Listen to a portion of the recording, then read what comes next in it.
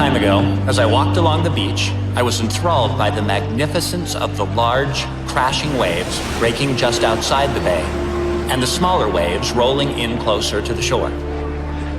As I continued my stroll, I encountered a group of surfers. They were obviously upset about something, talking loudly and gesturing towards the sea.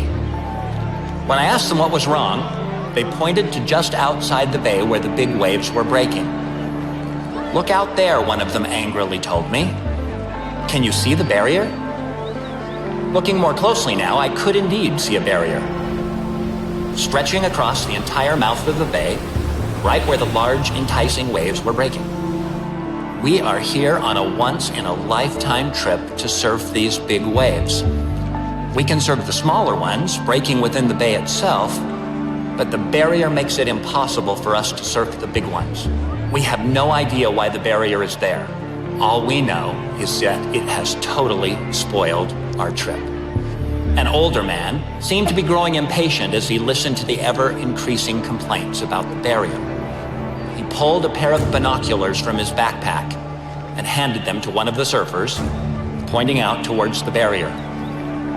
Each of the surfers looked through the binoculars.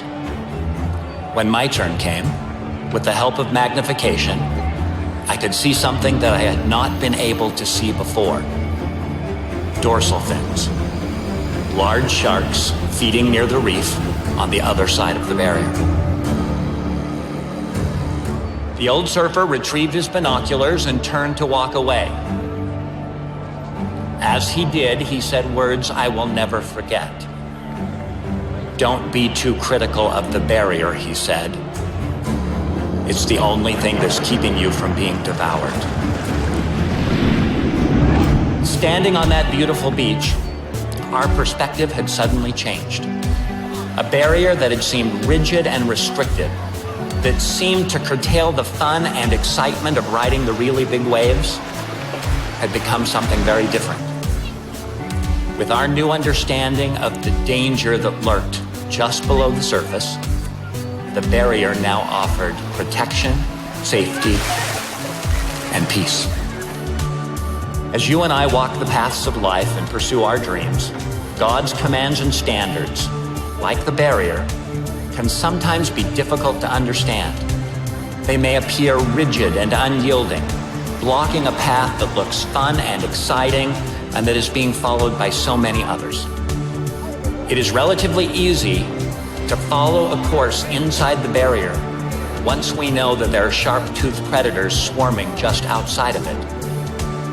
It is more difficult to keep our course within the barrier when all we can see are thrilling and tantalizing waves on the other side.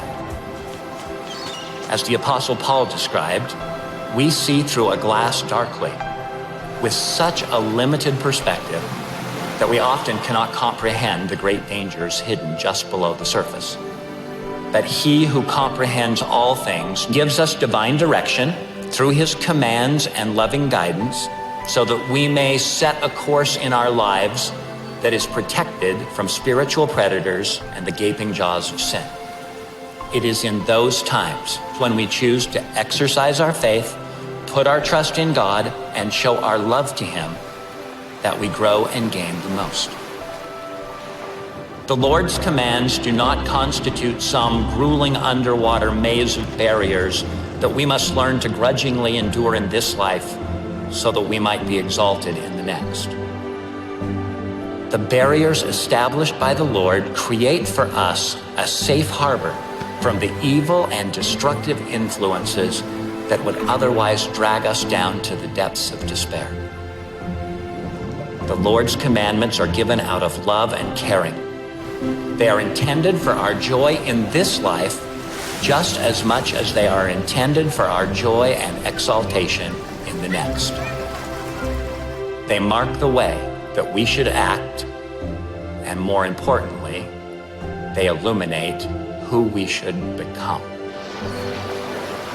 True obedience, therefore, is giving ourselves entirely to him and allowing him to chart our course, both in calm waters and in troubled ones, understanding that he can make more of us than we could ever make of ourselves.